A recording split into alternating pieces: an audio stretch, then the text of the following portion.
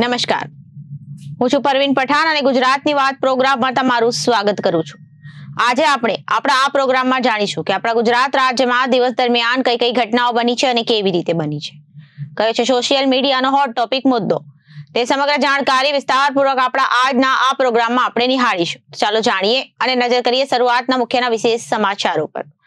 સુરતથી donate life સંસ્થા દ્વારા સૌથી નાની ઉંમરની બાળકીના હાથનું દાન અને સૌથી નાની ઉંમરની બાળકીના હાથનું ટ્રાન્સપ્લાન્ટ કરવાની દેશની સૌપ્રથમ ઘટના સુરતમાં બની. તો બીજી બાજુ સૂફી સંતના જનાઝામાં માનવ મહેરામણ ઉમટ્યું. વડોદરાના હજરત સૈયદ મોઇનુદ્દીન બાબા કાદરીના મુખ દર્શન માટે દેશ વિદેશથી લોકો આવ્યા. દરગાહમાં દફનવિધિ કરાઈ તો બીજી તરફ ડિગ્રી વગરના ડોક્ટરોનો રાફડો ફાટ્યો. સુરતમાં 1.5 મહિનામાં 31 તો રાજકોટમાં 6 મહિનામાં 4 બોગસ તબીબ ઝડપાયા. 3 માસૂમના જીવ લીધા. એક તો LIC એજન્ટ નીકળ્યો તો બીજી બાજુ ડેન્ગ્યુની નવી પેટર્ન ઘાતક સાબિત થઈ. એક ડંક લઈ જશે જીવ. સામાન્ય તાવથી શરૂ થઈ કિડની, લીવર, ફેફસા અને મગજને કરે છે અસર. બેદરકારીથી મોત થઈ શકે છે તો બીજી તરફ ટોલ પ્લાઝાના કેમેરાથી પણ મેમો ફાટશે. જરૂરી કાગળિયા નહીં હોય તો દંડ થઈ શકે છે અને દંડ ના ભરો તો RTO સેવા બંધ થશે. HC માં મુકાયો ફ્યુચર પ્લાન.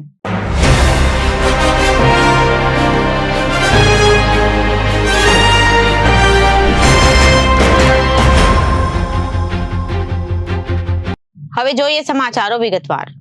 ડોનેટ લાઈફ સંસ્થા દ્વારા એક જ દિવસે વધુ 2 અંગદાન સુરતની સ્મીમેર હોસ્પિટલ અને કિરણ હોસ્પિટલથી કરવામાં આવ્યા છે. સુરતથી ડોનેટ લાઈફ સંસ્થા દ્વારા સૌથી નાની ઉંમરની બાળકીનું હાથનું દાન અને સૌથી નાની ઉંમરની બાળકીના હાથનું ટ્રાન્સપ્લાન્ટ કરવાની દેશની સૌથી પ્રથમ ઘટના સુરતમાં બની. ડોનેટ લાઈફ સંસ્થા દ્વારા હૃદયના દાનની 54મી, હૃદય ફેફસાના દાનની 25મી અને હાથના દાનની આ ત્રીજી ઘટના છે. બ્રેન ડેડ શિપુલ મંડલ ઉંમર 40 વર્ષના કિડની, લીવર અને હૃદયનું દાન તેમજ બ્રેન ડેડ રિયા બેબી મિસ્ત્રી ઉંમર 9 વર્ષના કિડની, લીવર, ફેફસા, હાથ અને ચક્ષુઓનું દાન મંડલ અને મિસ્ત્રી પરિવારે ડોનેટ લાઈફના માધ્યમથી દાન કરી 11 વ્યક્તિઓને નવજીવન બક્ષી માનવતાની મહેક ફેલાવી છે અને સમાજને નવી દિશા બતાવી છે. હૃદયનું ટ્રાન્સપ્લાન્ટ સુરતના રહેવાસી 57 વર્ષીય વ્યક્તિમાં સુરતની BD મહેતા મહાવીર હોસ્પિટલમાં કરવામાં આવ્યું. ફેફસાનું ટ્રાન્સપ્લાન્ટ તામિલનાડુની રહેવાસી 13 વર્ષીય બાળકીમાં હૈદરાબાદની કિમ્સ હોસ્પિટલમાં કરવામાં આવ્યું. હાથનું ટ્રાન્સપ્લાન્ટ મુંબઈની રહેવાસી 15 વર્ષીય બાળકીમાં મુંબઈની ગ્લોબલ હોસ્પિટલમાં કરવામાં આવ્યું.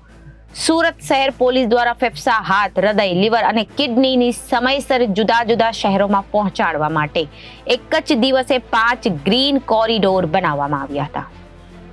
ડોનેટ લાઈફ સંસ્થા દ્વારા અત્યાર સુધી જુદા જુદા અંગોના દાન કરાવીને દેશ અને વિદેશના કુલ 1155થી વધુ વ્યક્તિઓને નવું જીવન આપવામાં સફળતા મળી છે.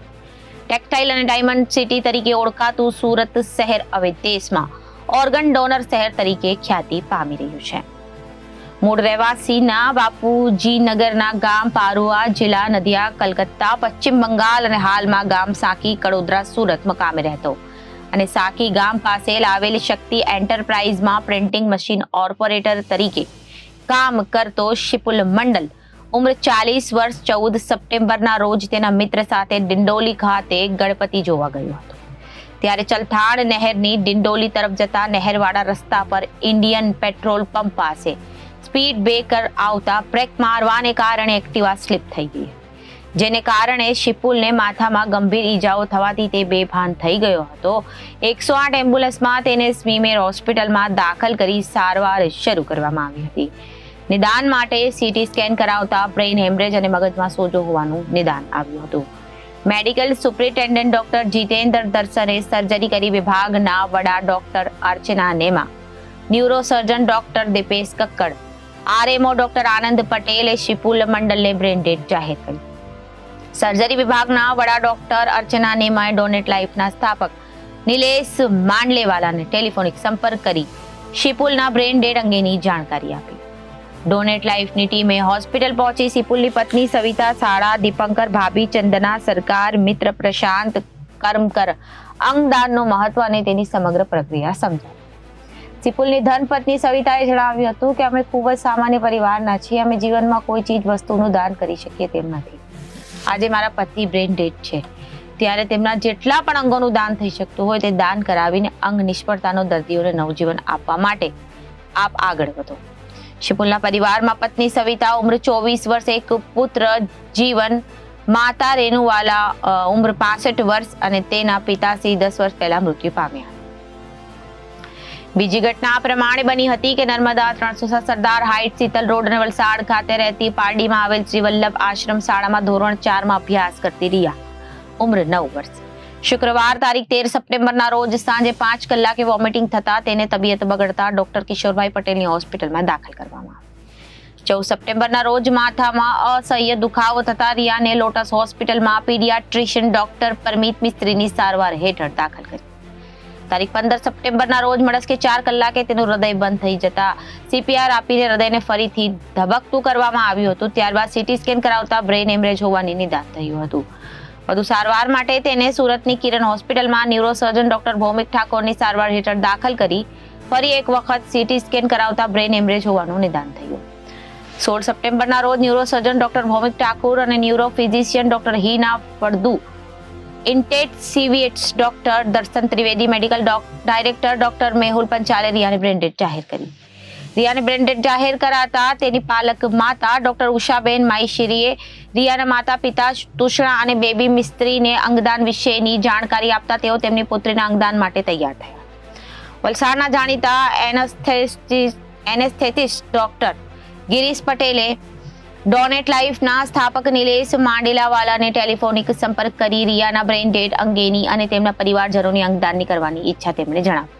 ડોનેટ લાઈફની ટીમે હોસ્પિટલ પહોંચી રિયાના માતા પિતા તુષનાબેન અને બોબી મિસ્ત્રી, પાલક માતા ડોક્ટર ઉષાબેન માઈશ્રી, કમલેશભાઈ દંડ, ડોક્ટર ગિરીશ પટેલ અને અંગદાનની સમગ્ર પ્રક્રિયા સમજાવી. રિયાના માતા પિતાએ જણાવ્યું કે મારી પુત્રી બ્રેન ડેડ છે, શરીરે રાખ થઈ જવાનું છે, ત્યારે તેના જેટલા પણ અંગોનું દાન થઈ શકતું હોય તે બધા જ અંગોનું દાન કરાવીને અંગ નિષ્ફળતાના દર્દીઓને નવજીવન આપવા માટે આપ આગળ વધો. ઉલ્લેખનીય છે કે વલસાડના જાણીતા ગાયનોકોલોજિસ્ટ ડોક્ટર ઉષાબેન માઈશેરીએ રિયાની પાલક માતાને રિયાના માતા પિતાને તેમની પુત્રીના અંગદાન કરવા માટે પ્રેરિત કર્યા. રિયાના પરિવારમાં તેના પિતા બોબી મિસ્ત્રી અને જેઓ ટેમ્પો ડ્રાઈવર તરીકે ફરજ બજાવે છે, માતા તુષણા અને વલસાડમાં સેટ RRJJ સ્કૂલમાં ધોરણ 9 માં રિયા અભ્યાસ કરે છે. બંને પરિવારજનો તરફથી અંગદાનની સંમતિ મળતા સોટ્ટોનો સંપર્ક કરવામાં આવ્યો. સોટ્ટો દ્વારા શિપુલ મંડલની 2 કિડની અમદાવાદની હોસ્પિટલને, લીવર અમદાવાદની ઝાયડસ હોસ્પિટલને, હૃદય સુરતની BD મહેતા મહાવીર હોસ્પિટલને ફાળવવામાં આવી. રિયા મિસ્ત્રીની 2 કિડનીમાંથી 1 કિડની સુરતની કિરણ હોસ્પિટલને, બીજી કિડની અને લીવર અમદાવાદની IKDRC ને ફાળવવામાં આવી. હાથ મુંબઈની ગ્લોબલ હોસ્પિટલને, ફેફસા હૈદરાબાદની કિમ્સ હોસ્પિટલને ફાળવવામાં આવ્યું. દાનમાં મેળવવામાં આવેલી 4 કિડનીમાંથી 1 કિડનીનું ટ્રાન્સપ્લાન્ટ સુરતની કિરણ હોસ્પિટલમાં નવસારીના રહેવાસી 13 વર્ષના બાળક doctor Pramod Patel, doctor Mukesh Ahir, doctor Kalpesh Goyal દ્વારા કરવામાં આવ્યું. બીજી 3 કિડનીનું ટ્રાન્સપ્લાન્ટ અમદાવાદની હોસ્પિટલમાં કરવામાં આવ્યું. દાન મેળવવામાં આવેલા 2 લીવરમાંથી 1 લીવરનું ટ્રાન્સપ્લાન્ટ અમદાવાદની ઝાયડસ હોસ્પિટલમાં વલસાડના રહેવાસી 47 વર્ષીય વ્યક્તિમાં અને બીજા લીવરનું ટ્રાન્સપ્લાન્ટ અમદાવાદની IKDRCમાં કરવામાં આવ્યું. દાનમાં મેળવવામાં આવેલા હૃદયનું ટ્રાન્સપ્લાન્ટ સુરતના રહેવાસી 57 વર્ષીય વ્યક્તિમાં સુરતની BD મહેતા મહાવીર હોસ્પિટલમાં કરવામાં આવ્યું. દાનમાં મેળવવામાં આવેલા ફેફસાનું ટ્રાન્સપ્લાન્ટ તામિલનાડુની રહેવાસી 13 વર્ષીય બાળકીમાં હૈદરાબાદની કિમ્સ હોસ્પિટલમાં કરવામાં આવ્યું. જ્યારે ચક્ષુઓનું ટ્રાન્સપ્લાન્ટ સુરતની કિરણ હોસ્પિટલમાં ડોક્ટર સંકિત શાહ દ્વારા કરવામાં આવશે. દાનમાં મેળવવામાં આવેલા હાથનું ટ્રાન્સપ્લાન્ટ મુંબઈની રહેવાસી 15 વર્ષીય બાળકીમાં મુંબઈની ગ્લોબલ હોસ્પિટલમાં કરવામાં આવ્યું. આ દીકરી ધોરણ 11 માં અભ્યાસ કરે છે. 2 વર્ષ પહેલા ઇલેક્ટ્રિક કરંટ લાગવાને કારણે તેનો એક હાથ કાપી નાખવો પડ્યો હતો. સુરતની ડોનેટ લાઈફ સંસ્થા દ્વારા સૌથી નાની ઉંમરની બાળકી ઉંમર 9 વર્ષના હાથનું દાન અને સૌથી નાની ઉંમરના બાળકી ઉંમર 15 વર્ષના હાથનું ટ્રાન્સપ્લાન્ટ કરાવવાની દેશની આ સૌ પ્રથમ ઘટના છે. ગણેશ વિસર્જનનો બંદોબસ્ત હોવા છતાં ફેફસા અને હાથ સમયસર હવાઈ માર્ગ હૈદરાબાદ અને મુંબઈ પહોંચાડવા માટે કિરણ હોસ્પિટલથી સુરત એરપોર્ટ સુધીનો માર્ગનો હૃદય સ્મીમેર હોસ્પિટલથી મહાવીર હોસ્પિટલ પહોંચાડવા તેમજ લીવર અને કિડની રોડ માર્ગે અમદાવાદ સમયસર પહોંચાડવા માટે કામરેજ સુધીના માર્ગોનો ગ્રીન કોરિડોર સુરત શહેર પોલીસ દ્વારા બનાવવામાં આવ્યો હતો. ઉલ્લેખનીય છે કે હૃદય, ફેફસા, હાથનું નાનું આંતરડું, લીવર અને કિડની જેવા મહત્વના અંગો દેશના જુદા જુદા શહેરોમાં સમયસર પહોંચાડવા માટે સુરત શહેર પોલીસ દ્વારા અત્યાર સુધી 125 ગ્રીન કોરિડોર બનાવવામાં આવ્યા છે. ડોનેટ લાઈફ દ્વારા હૃદય દાન કરવાની આ 54મી, ફેફસાના દાન કરવાની આ 25મી, હાથના દાન કરવાની આ 3જી ઘટના છે. સુરતે ડોનેટ લાઈફના માધ્યમથી રાષ્ટ્રીય અને આંતરરાષ્ટ્રીય સ્તરે અંગદાનના ક્ષેત્રોમાં મહત્વનું સ્થાન મેળવ્યું છે. સુરતથી દાનમાં મેળવવામાં આવેલા હૃદય, ફેફસા, હાથ અને નાનું આંતરડું દેશના જુદા જુદા શહેરોમાં જેવા કે દિલ્હી, મુંબઈ, ચેન્નઈ, ઇન્દોર, અમદાવાદ, બેંગ્લોર, હૈદરાબાદ, કલકત્તા જેવા શહેરોમાં ટ્રાન્સપ્લાન્ટ કરવામાં આવ્યા છે. તદુપરાંત અંગદાનના ક્ષેત્રોમાં સુરતે આંતરરાષ્ટ્રીય સ્તરે પણ પોતાની અલગ ઓળખ ઊભી કરી છે. સુરતથી દાનમાં મેળવવામાં આવેલા હૃદય, ફેફસા અને નાના આંતરડાનું transplant Ukraine, UAE, Russia, Bangladesh અને સુદાન દેશોમાં નાગરિકોમાં મુંબઈ અને ચેન્નઈની હોસ્પિટલમાં કરવામાં આવ્યું છે. ટેક્સટાઇલ અને ડાયમંડ સિટી તરીકે ઓળખાતું સુરત શહેર હવે દેશભરમાં ઓર્ગન ડોનર શહેર તરીકે ખ્યાતિ પામી રહ્યું છે. ડોનેટ લાઈફના ટ્રસ્ટી અને સીઈઓ નીરવ માંડલેવાલાએ જણાવ્યું હતું કે સિપુલ ધર્મની પત્ની અને તેના શાળા સાથે અંગદાન અંગેની ચર્ચા કરી હતી. ત્યારે તેઓ જણાવ્યું હતું કે તેઓ શિપુલના પાર્થિવ દેહને તેના વતન પશ્ચિમ બંગાળ લઈ જઈ તેના અંતિમ સંસ્કાર કરવા માંગે છે. તેઓની આ લાગણીને ધ્યાનમાં રાખીને ડોનેટ લાઈફ સંસ્થા ઇન્ડિગો વિમાન મારફત શિપુલાની પાર્થિવ દેહને તેની પત્ની, 1 વર્ષીય પુત્ર, શાળા અને ભાભી સાથે કોલકાતા મોકલ્યો હતો. શિપુલના પાર્થિવ દેહ અને એમ્બાલ્મિંગ કરવાની પ્રક્રિયા પિક્સાઈ કંપનીના ડોક્ટર વિનેશ શાહ અને તેમની ટીમે કરી હતી. માનવતામાં આ મહાયજ્ઞમાં અમૂલ્ય અંગોનું દાન આપનાર પુણ્યનિષ્ઠ સ્વર્ગીય શિપુલ મંડલ ઉંમર 40 વર્ષ અને પુણ્યનિષ્ઠ સ્વર્ગીય રિયા મિસ્ત્રી ઉંમર 9 વર્ષના પરિવારની ડોનેટ લાઈફ ભાવ વંદના કરી છે. તેમના પરિવારજનો તેમના સેવાકીય સંકલ્પ બદલ ઋણ સ્વીકારે છે. બંને બ્રેન્ડેડ વ્યક્તિઓના અંગદાન કરાવવાની સમગ્ર પ્રક્રિયા ડોનેટ લાઈફના સ્થાપક અને પ્રમુખ નિલેશ માંડલેવાલાએ માર્ગદર્શન હેઠળ કરવામાં આવી. જેમાં રિયાના પિતા બેબી બોબીભાઈ, માતા તુષારબેન, વલસાડના જાણીતા ગાયનોકોલોજિસ્ટ ડોક્ટર ઉષાબેન, માયશેરી કમલેશભાઈ, દંડ વલસાડના જાણીતા એનેસ્થેટિસ્ટ ડોક્ટર ગિરીશ પટેલ, મિસ્ત્રી પરિવારના અન્ય સભ્યો, શિપુલની ધર્મપત્ની સવિતા સાડા, દીપકર, ભાભી ચંદના સરકાર, મિત્ર પ્રશાંત કરમકર, મંડલ પરિવારના સભ્યો, સ્મીમેર હોસ્પિટલના મેડિકલ સુપ્રિન્ટેન્ડન્ટ ડોક્ટર જીતેન્દ્ર દર્શને, સર્જરી વિભાગના વડા doctor Archana Nema, association professor doctor Rajesh Channani, association professor doctor Vipul Trivedi, doctor Dhruv Makwana, doctor Khyati Mistry, doctor Yashesh Mistry, doctor Hardik Kanjhadiya અને assistant transplant coordinator Jagdish Sindhav, Kiran તમામ ડોક્ટરોએ મળી ચિરાગ સોલંકી, જતીનભાઈ કાપડિયાનો સહકાર સાંપડ્યો હતો. સુરત અને દક્ષિણ ગુજરાતમાંથી ડોનેટ લાઈફ દ્વારા કુલ 1260 અંગો અને ટિશ્યુઓના દાન કરવામાં આવ્યા છે. જેમાં 512 કિડની, 224 લીવર, 54 હૃદય, 50 ફેફસા, 9 પેન્ક્રિયાસ, 5 હાથ, 1 નાનું આંતરડું અને 405 ચક્ષુઓના દાનથી દેશ અને વિદેશના કુલ 1158 વ્યક્તિઓને નવજીવન અને નવી દ્રષ્ટિ બક્ષવામાં સફળતા મળી છે. દેશ અને વિદેશમાં લોકચાહના ધરાવતા વડોદરાના સૂફી સંત અને માંડવી ગેટ પાસે આવેલી જુમ્મા મસ્જિદ વાળા પીર બાબા સૈયદ મોઇનુદ્દીન બાબા કાદરીએ ફાની દુનિયાને મંગળવારે મોડી રાત્રે અલવિદા કરી હતી. તેમના પાર્થિવ દેહને મુખ દર્શન માટે ખાટકીવાડાના આવેલી ગોસિયા મસ્જિદ પાસે તેમના નિવાસસ્થાને મૂકવામાં આવ્યો હતો. તેમના અંતિમ દર્શન કરવા હજારોની સંખ્યામાં દેશ વિદેશથી અનુયાયીઓ પહોંચ્યા હતા. ગત રાત્રે તેઓના જનાજામાં માનવ મહેરામણ ઉમટી પડ્યું હતું. અંતિમ દર્શન માટે દેશ વિદેશથી લોકો આવ્યા હતા. વડોદરાના સૂફી સંત અને માંડવી ગેટ પાસે આવેલ જુમ્મા મસ્જિદ વાળા પીર બાબા સૈયદ મોઇનુદ્દીન બાબા કાદરીનું 17 સપ્ટેમ્બરના મંગળવારના રોજ નિધન થયું હતું. બુધવારના રોજ તેઓના મુખ દર્શન માટે તેઓના પાર્થિવ દેહને ખાટકીવાડમાં આવેલા ગોસિયા મસ્જિદ પાસે તેઓના નિવાસસ્થાને મૂકવામાં આવ્યો હતો. ત્યારે હજારોની સંખ્યામાં આવેલા લોકોએ તેઓના દર્શન કર્યા હતા. રાત્રે ઈશાની નમાઝની બાદ તેઓના જનાજા ઉઠાવવામાં આવ્યો હતો. તેઓ વડોદરા શહેરના વિવિધ વિસ્તારોમાં થઈ માંડવી ગેટ પાસે આવેલ જુમ્મા મસ્જિદ ખાતે તેઓના જનાજાની સામૂહિક નમાઝ અદા કરવામાં આવી હતી. જેમાં તેઓને પુત્ર સૈયદ અમીરુદ્દીન બાબા કાદરીએ નમાઝ પઢાવી હતી. ત્યારબાદ તેઓની અંતિમ યાત્રા નીકળી હતી, જે શહેરના આજવા રોડ પર આવેલ ધનાની પાર્ક મેમણ કોલોની અઝીમે મિલ્લતની દરગાહ ખાતે પહોંચી હતી. ત્યાં તેઓની મોડી રાત્રે દફન વિધિ કરવામાં આવી હતી, જેમાં દેશ વિદેશથી સૂફી સંતો તેમજ તેમના અનુયાયીઓ ઉપસ્થિત રહ્યા હતા. તેઓએ આ દુનિયાને અલવિદા કહેતા તેમના અનુયાયીઓમાં ભારે શોકની લાગણી પ્રસરી ગઈ હતી અને ભીની આંખે તેઓને વિદાય આપવામાં આવી હતી. જ્યારે તેઓના દર્શન કરવા માટે, તેઓના જનાઝામાં હાજર રહેવા માટે વિદેશ તેમજ ગુજરાત સહિત મહારાષ્ટ્ર, મધ્યપ્રદેશ, રાજસ્થાન, કોલકાતા, બિહાર, ઉત્તર પ્રદેશ સહિત વિવિધ રાજ્યોના તેઓના અનુયાયી તેમજ અનેક નામી અનામી સૂફી સંતો ઉપસ્થિત રહ્યા હતા. તેઓની દફન વિધિ આજવા રોડ પરની ધનાની પાર્ક મેમણ કોલોનીમાં આવેલ અઝીમે મિલ્લતની દરગાહ ખાતે મોડી રાત્રે કરવામાં આવી હતી. જ્યારે સૈયદ મોઇનુદ્દીન બાબાએ ફાની દુનિયાને અલવિદા કહેતા ખાનકાએ અહેલે સુન્નતના નવા સજ્જાદા નશીન સૈયદ અમીરુદ્દીન બાબા કાદરી તેમજ નાયાબ સજ્જાદા નશીન તરીકે તેઓના નાના પુત્ર સૈયદ કબીરુદ્દીન બાબા કાદરીની ખાનકાહની જિમ્મેદારી સૂફી સંતો તેમજ કાઝીએ ગુજરાત સૈયદ સલીમ બાપુ બેડીવાલાની હાજરીમાં સોંપવામાં આવી હતી. ખાનકાએ હજી ઉત્તર પ્રગતિ કરે તેવી દુઆ કરવામાં આવી હતી. જ્યારે તેઓની અંતિમ યાત્રાને લઈ શહેરમાં ઠેક ઠેકાણે પોલીસનો ચુસ્ત બંદોબસ્ત ગોઠવી દેવામાં આવ્યો હતો. સૂફી સંત અને માંડવી ગેટ પાસે આવેલ જુમ્મા મસ્જિદ વાળા પીર બાબાની ભારત સહિત ઓસ્ટ્રેલિયા, ઇંગ્લેન્ડ, સાઉથ આફ્રિકા સહિતના વિવિધ દેશોમાં અનુયાયીઓ છે. વર્ષ 1950માં મોઇનુદ્દીન બાબા કાદરીના પિતા અઝીમુદ્દીન બાબાએ જુમ્મા મસ્જિદ ખાતે ખાનકાની શરૂઆત કરી હતી. ખાનકામાં લોકો પોતાની તકલીફો લઈને આવતા હતા. ત્યાં બાબા તેમના માટે દુઆ કરતા હતા. લોકોની તકલીફો દૂર હતી. ત્યારબાદ અઝીમુદ્દીન બાબાનું 1989માં નિધન થયું હતું, જે બાદ તેમના પુત્ર મોઇનુદ્દીન બાબા કાદરી ખાનગા ચલાવતા હતા. અનેક સેવાકીય પ્રવૃત્તિઓ પણ કરતા હતા. દર ગુરુવારે ખાનકા ભરાતી હતી અને લોકોના દુઃખ દર્દ દૂર કરતા હતા. તેઓ નિસ્વાર્થ ભાવે લોકોને મદદ કરતા હતા. કોઈ ગરીબ તેમના દ્વારે આવે તો તેમને જે જરૂર હોય તે મદદ આપતા. દેશ દુનિયામાં તેમના લાખો અનુયાયીઓ છે. તેઓ સુન્નિયતના પ્રખર સંત છે.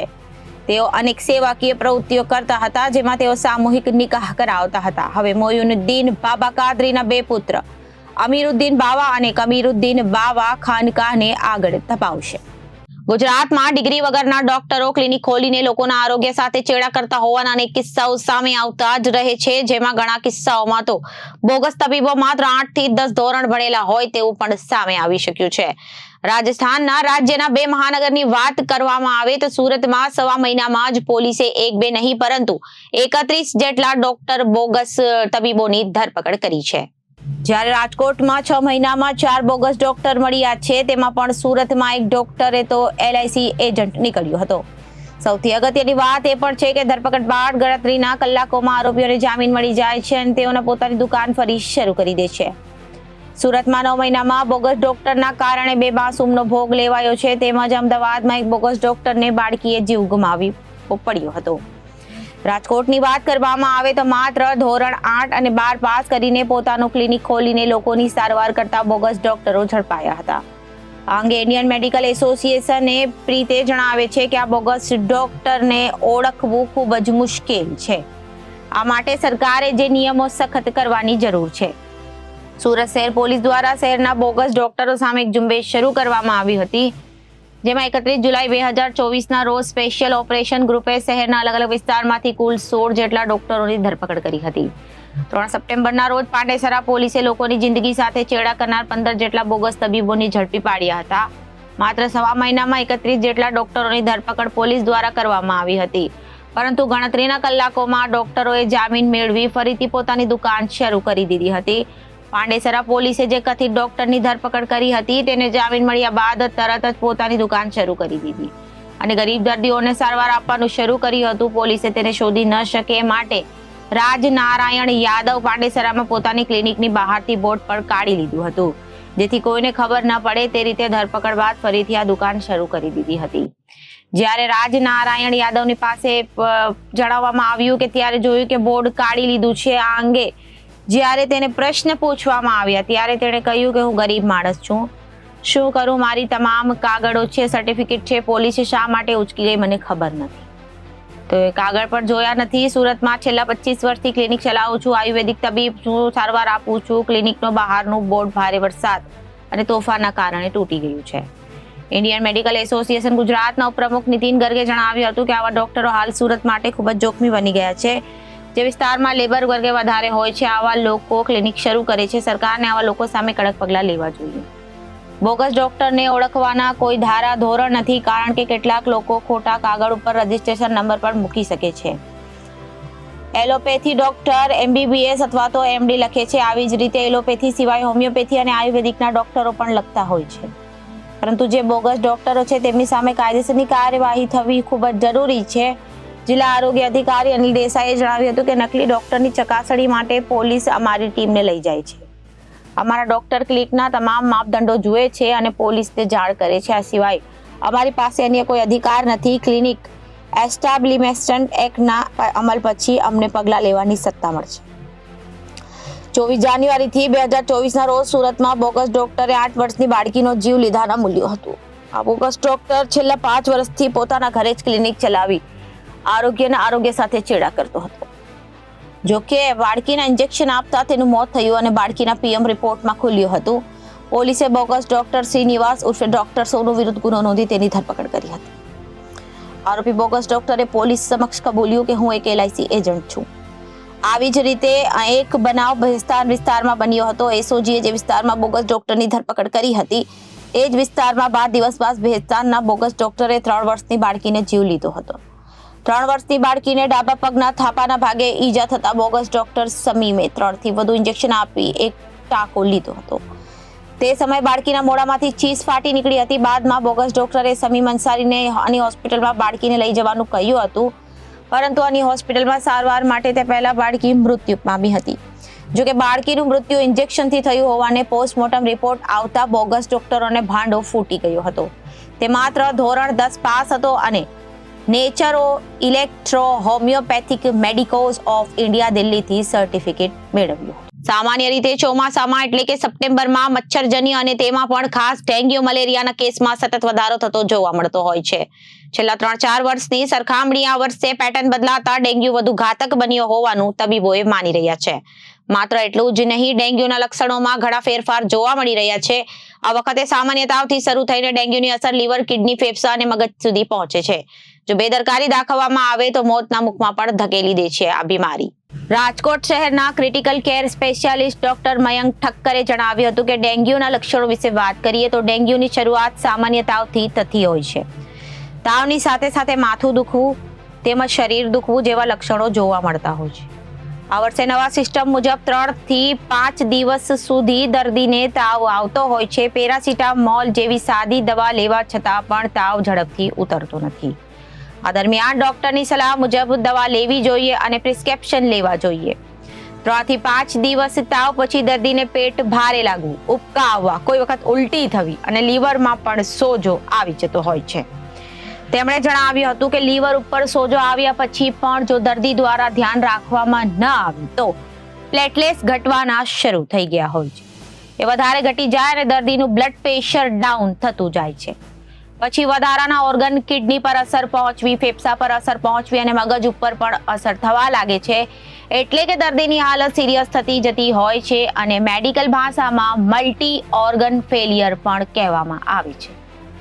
તેમને વધુમાં જણાવ્યું હતું કે આ વર્ષે ડેન્ગ્યુની આક્રમકતા વધારે હોય તેવું લાગી રહ્યું છે.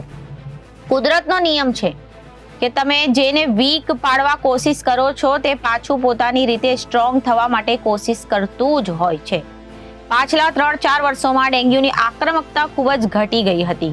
આ વખતે વાયરસે આક્રમકતા વધારી છે. આક્રમકતાના વધવાના કારણે તાવ લાંબો સમય સુધી રહે છે. દર્દીના પ્લેટલેટ્સ કાઉન્ટ ખૂબ વધારે ઘટી જાય છે. લીવર ઉપર સોજો આવી જાય છે અને બ્લડ પ્રેશર પણ ઘટવા લાગે છે. આના કારણે આ વખતે ફ્રીક્વન્ટલી ડોક્ટરને મળતા રહેવું હિતવાર છે. ડોક્ટરની સલાહ મુજબ રિપોર્ટ કરાવી, દેખાડી દવા લેવી અને પૂરતો આરામ કરવો દર્દી માટે હિતવાર છે. આ 10 થી 15 દિવસ વધુ અને વધુ પ્રવાહી પીવાનું રાખો, જેનાથી ડેન્ગ્યુની આક્રમકતા ઓછી થઈ શકે. ડેન્ગ્યુ એ મચ્છર કરડવાથી થાય છે. આ માટે તાકેદારીના ભાગરૂપે મચ્છર હોવા ન જોઈએ તે જરૂરી છે. આજુબાજુ કોઈ જગ્યાએ અથવા અગાસી ઉપર કે આસપાસમાં ટાયર અને કુંડા જેવી વસ્તુઓમાં પાણી ભરેલું હોવું ન જોઈએ, કારણ કે સ્વચ્છ પાણીમાં ડેન્ગ્યુના મચ્છર આવવાની શક્યતા ખૂબ જ વધારે છે. પાણી જો 5-7 દિવસ ભરેલું રહે તો મચ્છરના બ્રીડ અને મચ્છરોમાં વધારો થઈ શકે છે. બીજું, સૂતી વખતે મચ્છરદાનીમાં સૂવું જોઈએ. ત્રીજી વખતે કે આ મચ્છરો દિવસના સમયે કરડતા હોય છે તો બહાર જાઓ તો કુલ સ્લીવના કપડાં પહેરીને જાઓ અને પગમાં મોજા પહેરવા, હાફ પેન્ટ ન પહેરવા જેવી કાળજી રાખવી. આ સાથે રોગચાળાને પહોંચી વળવા માટે રાજકોટમાં મહાનગરપાલિકાના આરોગ્ય વિભાગના 56 મલેરિયા ફિલ્ડ વર્કર, 415 અર્બન આશા અને 115 VBD વોલેન્ટિયર્સ દ્વારા તારીખ 9 સપ્ટેમ્બરથી તારીખ 15 સપ્ટેમ્બર દરમિયાન 94,357 ઘરોમાં પેરાનાશક કામગીરી કરવામાં આવી હતી અને 5,059 ઘરોમાં ફોંગિંગ સહિતની કામગીરી કરવામાં આવી હતી. જ્યારે વિવિધ વિસ્તારોમાં મચ્છર ઉત્પત્તિને સંબંધી બાંધકામ સાઇટ, સ્કૂલ, કોલેજો સહિત કુલ 439 પ્રીમાઇસીસમાં તપાસ કરતા આવી હતી. દરમિયાન રહેણાંકમાં 345 કોમર્શિયલમાં કુલ 104 આસામીમાં નોટિસ ફટકારવામાં આવી. રૂપિયા 36,700 જેટલો વહીવટી ચાર્જ વસૂલ કરવામાં આવ્યો હતો. ડેન્ગ્યુના 8 સામાન્ય લક્ષણો આ મુજબ છે: માથાનો દુખાવો, સ્નાયુ અને હાડકામાં દુખાવો, શરદી અને તાવ, ઉબકા, ઉલટી, આંખમાં દુખાવો, ત્વચા પર ફોલ્લીઓ, મોઢાનો સ્વાદ ખરાબ થવો, ગંભીર કિસ્સાઓમાં શ્વાસ લેવામાં પણ તકલીફ થાય છે. જ્યારે તંદુરસ્તી વ્યક્તિને કરડે છે ત્યારે તેને મલેરિયા થાય છે. આ મચ્છરો ગંદા અને ચોખ્ખા પાણી બંનેમાં થાય છે. જો ચેપગ્રસ્ત માદા મચ્છર ઈંડા મૂકે તો એના ઈંડાને પણ ચેપ લાગે છે. આ કારણે સંબંધિત વ્યક્તિને 14 થી 21 દિવસની અંદર તાવ આવી જાય છે. અકસ્માત વળતરના એક કેસમાં હાઈકોર્ટે ટ્રાફિકની સમસ્યાઓ, આરટીઓમાં પટ્ટી હાલાકી અને નિયમોના પાલન સુધી સુનાવણીનું વિસ્તરણ કર્યું છે. ગત સુનાવણીમાં ઓથોરિટીના અધિકારીઓને હાજર રાખીને કોર્ટ ફિલ્ડ ઉપર કામગીરી બતાવવા તેમજ ભવિષ્યના પ્લાનિંગની વાત કરી હતી. ત્યારે વાહન બાબતે પોલીસ અને આરટીઓ દ્વારા ફ્યુચર પ્લાન મુકાયો હતો. 18 સપ્ટેમ્બરે યોજાયેલી સુનાવણીમાં સરકારી વકીલે હાઈકોર્ટમાં જણાવ્યું હતું કે ટોલ ટેક્સ ઉપર જેવી રીતે ફાસ્ટ ટેગથી રોડ ટેક્સ કપાઈ જાય છે તેવી રીતે ગાડીઓના નંબર સ્ક્રેન થશે અને જો તેમની પાસે થર્ડ પાર્ટી વીમો, પીયુસી વગેરે મંજૂરીઓ કે દસ્તાવેજો નહીં હોય તો તેમનો મેમો આવશે, જેનો દંડ નહીં ભારે ત્યાં સુધી આરટીઓની વેબસાઇટ ઉપર ઓનલાઈન સુવિધા તેના લાભ નહીં મળે. આ સુનાવણીમાં હાઈકોર્ટ સરકારી વકીલને કહ્યું હતું એસજી હાઈવે પર ટ્રાફિક નિયમોના પાલનમાં કોઈ પ્રોગ્રેસ થઈ નથી. બધું પહેલા જેવું જ છે. આજે પણ લશ્કરી બસો રોડ પર ઊભી રહે છે અને પોલીસોને સામે લોકો ગેરકાયદેસર વાહનોમાં પેસેન્જર ભરે છે. પગલા ન ભરીને પોલીસ નિયમો તોડનારને ઉત્સાહ વધારી રહી છે. આ ફક્ત અમદાવાદની વાત નહીં, આખા રાજ્યમાં આવું છે. સરકારી વકીલ સાથે હાઈકોર્ટ જજ સિવિલ ડ્રેસમાં આવીને તેમને આ બધું બતાવી શકે છે. સરકારી વકીલે રજૂઆત કરી હતી કે આરટીઓ અને પોલીસ આખા રાજ્યમાં વ્યવસ્થાઓમાં સુધાર કરી રહી છે, ટેકનોલોજીનો પણ ઉપયોગ કરાઈ રહ્યો છે. બંને વિભાગે કરેલી કામગીરીની વિગતો હાઈકોર્ટ સમક્ષ મૂકવામાં આવી હતી. સાથે જ હાઈકોર્ટને જણાવવામાં આવ્યું હતું કે ટોલ ટેક્સ ઉપર જેવી રીતે ફાસ્ટ ગેટ ટેક્સથી રોડ ટેક્સ કપાઈ જાય છે તેવી રીતે હવે કેમેરા મારફતે ગાડીઓના નંબર સ્ક્રેન થશે અને જો તેમની પાસે થર્ડ પાર્ટી વીમો, પીયુસી વગેરે મંજૂરીઓ કે દસ્તાવેજો નહીં થાય તો તેને મેમો આવશે. જ્યાં સુધી આ દસ્તાવેજો નહીં હોય ત્યાં દંડ ભરવામાં આવે નહીં. ત્યાં સુધી આરટીઓની વેબસાઇટ ઉપર ઓનલાઈન સુવિધા તેવા વ્યક્તિને ઉપલબ્ધ થશે નહીં. વળી આરટીઓમાં એક ઇન્ટિગ્રેટેડ સિસ્ટમ શરૂ થવાની છે જેના કેમેરા દ્વારા આવતા લોકોને જોઈ શકાશે, જેને લઈને એજન્ટ થતા પ્રથા નાબૂદ થઈ શકશે. અગાઉ આ કેસમાં ગુજરાત હાઈકોર્ટમાં RTO officer, additional collector, commissioner of transport અને ગૃહ વિભાગના અંડર સેક્રેટરી ઉપસ્થિત રહ્યા હતા. તે વખતે હાઈકોર્ટ આરટીઓ ઓફિસરને ખકડાવતા કહ્યું હતું કે આરટીઓમાં શું ચાલી રહ્યું છે, વાહનની માલિકી ટ્રાન્સફર કરતા કેટલો સમય જાય. ઓનલાઈન વાહન ટ્રાન્સફરની અરજી કર્યા બાદ ટ્રાન્સફર થતા 6 મહિના થાય છે. મોટર વ્હીકલ એક્ટમાં તે અંગે શું જોગવાઈ છે? વાહન વેચ્યાના 6 મહિનામાં અકસ્માત થાય તો શું આરટીઓ જવાબદાર છે? શું આરટીઓમાં એજન્ટ મારફતે જ કામ થાય છે? સામાન્ય નાગરિકને કેટલી તકલીફ પડે છે? લોકોના આરટીઓમાં કામ થતા નથી અને આરટીઓના ઓફિસરો ખકડાવતા કહ્યું કે આરટીઓમાં શું ચાલી રહ્યું છે, વાહનોની માલિકીને ટ્રાન્સફર કરતા કેટલો સમય જાય છે. આરટીઓમાં કામ ન થાય એટલે તેઓ એજન્ટને પકડે, એજન્ટ અધિકારીઓને લાભ કરાવી આપે. શું ઓનલાઈન સિસ્ટમ ફક્ત કહેવા પૂરતી જ છે? કેટલાક વાહનોને આરટીઓને ફિટનેસ સર્ટિફિકેટ આપ્યા છે. અમદાવાદમાં કેટલીક રિક્ષાઓને ફિટનેસ સર્ટિફિકેટ પરમિટ આપવામાં આવી છે. શું આરટીઓ નાગરિકો માટે કામ કરે છે? એજન્ટ માટે અધિકારીઓ પગાર લે છે અને લાયસન્સ રિન્યુ કરવામાં 15 દિવસથી મહિનો વીતી જાય છે. તમને જ્યારે પણ કોઈ પ્રશ્ન કરવામાં આવે છે ત્યારે એક જ જવાબ મળે છે કે સર્વર ધીમું છે અને સ્ટાફ નથી. એજન્ટને પકડો તો એક જ દિવસમાં કામ થઈ જાય છે. આ અંધેર તંત્ર છે. પ્રજાને હેરાન કરો એટલે પૈસા મળે, આવી માનસિકતા છે. શું તમે વ્યક્તિગત લાભ જુઓ છો? આરટીઓમાં આવતી જુદી જુદી અરજીઓના નિકાલનો યોગ્ય સમય શું છે? હાઈકોર્ટ જજે પોતાના એક નજીકના સગાનો દાખલો આપતા જણાવ્યું કે અરજી કર્યાના 6 મહિના સુધી તેમના 2 વ્હીલરનું ટ્રાન્સફર થયું નથી. આરટીઓમાં ડ્રાઇવિંગ ટેસ્ટ ટ્રેક બરોબર કામ નથી કરતું, લાયસન્સ નથી આવતા, પરમિટ નથી મળતી, શહેરમાં રિક્ષાઓ બેદરકારીપૂર્વક ફરે છે. શું તમે સમાચાર નથી જોતા? એક રિક્ષામાં 10 પેસેન્જર બેસાડવામાં આવ્યા, રિક્ષામાં કુલ દફતર બહાર લટકાવવામાં આવ્યા. સ્કૂલ વાનની સ્થિતિ પણ સારી નથી. ઇસ્કોન સર્કલ ઉપર જઈને જુઓ કે શું સ્થિતિ છે. પોલીસ વિશે તો કંઈ કહેવું જોઈએ જ નથી. પ્રાઇવેટ વાહનો રસ્તામાં પેસેન્જર ભરતા જ હોય છે. તેની બાજુમાં એસટી ઊભી હોય છે, તેની બાજુમાં ટ્રાવેલ્સ વાળા ઊભા હોય છે. તો નાગરિકો જવાનો રસ્તો ક્યાં? વળી એક બાજુ લારીઓ ઊભી હોય છે તો અકસ્માત પાછળ આરટીઓ અને પોલીસ જવાબદાર છે. હાઈકોર્ટ, તમે લોકોને શું સમજો છો? લોકો તમને શું કહેવા માંગે છે, શું ઈચ્છે છે? તમારી પાસે સત્તા છે તો કામ કેમ નથી કરતા? તમને તમારું કામ સમજાવવાનું હોય છે. વાહનો ચાલકો પાસે પરમિટ નથી, ફિટનેસ સર્ટિફિકેટ નથી, લાયસન્સ નથી, જેને લઈને વીમા કંપનીઓ જવાબદારી લેતી નથી. તમે ફક્ત તમારું કામ દેખાડવા આંકડાઓ આપ્યા કરો છો. ડ્રાઈવ એટલે શું? આ તમારું કામ તમારે 365 દિવસ કરવાનું હોય છે. ખોટું કરનાર વ્યક્તિઓને કાયદાની બીક નથી રહેતી. શું લોકો ખોટું કરે તેમાં તમને લાભ મળે છે? સ્કૂલ વર્દીવાળા નિયમોની વિરુદ્ધ થોડા તમાશો કરે એટલે નિયમો નહીં પાડવાના. રોજાના કેટલાક લોકો અકસ્માતમાં મરે છે. યોગ્ય કામ કરો તો નહીં તમારી સજાપાત્ર બેદરકારી ગણાશે. અકસ્માત પાછળ આરટીઓ અને પોલીસ જવાબદાર છે. રસ્તા ખરાબ હોય તો ઓથોરિટી જવાબદાર છે. પ્રાઇવેટ લશ્કરી બસો જેમ ફાવે તેમ ફરે છે. તમે શું કરો છો? કાલા કુત્તા, ધોળા કુત્તા, આવું બધું પોલીસમાં ચાલે છે. પોલીસને કશું ખબર નથી. ડ્રાઈવ ફક્ત કોર્ટની આંખમાં ધૂળ નાખવા અને આંકડા બતાવવા માટે કરવામાં આવે છે. સવારે 11 વાગ્યા બાદ હાઈવે ઉપર રિક્ષાઓ 7 પેસેન્જર ભરીને નીકળે છે. હાઈકોર્ટના જજ નીકળે ત્યારે જ ટ્રાફિકને મેનેજ કરવામાં આવે. કોર્ટની કરવું હોય તો તે કરવું, તે ચલણ તમારું છે. લોકોને હેરાન કરવાથી કોઈ ફાયદો મળે છે? તમે તમારી ફરજ નિભાવીને કોઈ ઉપકાર કરતા નથી. જેથી સૌ બાજી કરવાની જરૂર નથી. એક્શન પ્લાનની તાતી જરૂર વર્તાય છે. અરજદાર વતી એડવોકેટ રથીન રાવલે કોર્ટને જણાવ્યું કે વાહનોના પાર્કિંગ અંગે નીતિ સ્પષ્ટ કરવાની છે. પાર્કિંગમાં વાહન પાર્ક કરવામાં એટલું દંડ થાય તે પણ નક્કી છે. અને સરકારી વકીલે જણાવ્યું કે ઓથોરિટીના લોકોના સહકારની પણ જરૂર છે. પોલીસ રોડ ઉપર હોય તો ટ્રાફિકના નિયમોનું પાલન થાય. ટ્રાફિકના નિયમો અંગે જાગૃતિ લાવવા શાળાઓમાં પણ પોલીસ દ્વારા સેમિનાર કરવામાં આવે છે. રાજ્યમાં 58 ચેકપોઇન્ટ આવેલા છે. પ્રાઇવેટ વાહનોનો કોમર્શિયલ વપરાશ કરવામાં આવે છે. એડવોકેટે વધુમાં ઉમેર્યું હતું કે અમદાવાદ શહેરમાં એસજી હાઈવે ઉપર ઓથોરિટીનું ફોકસ વધુ છે, કારણ કે રોડ કલોલ અને મહેસાણાને પણ જોડે છે.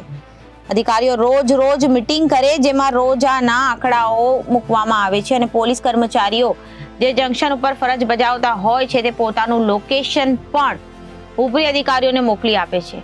ટ્રાફિક ફોર્સમાં પણ વધારો કરવામાં આવે છે. લોકોમાં હેલ્મેટ પહેરવાને લઈને પણ જાગૃતિ આવી છે. એઆઈ કેમેરાનો ઉપયોગ ટ્રાફિક નિયમોના ભંગ બદલ મેમો અને આપવા કરવામાં આવે છે. ચલાન સીધું નિયમોનો ભંગ કરનાર છે અને પાસે પહોંચે છે. ટ્રાફિક નિયમોના ભંગ બદલ ભારે દંડની જોગવાઈ છે.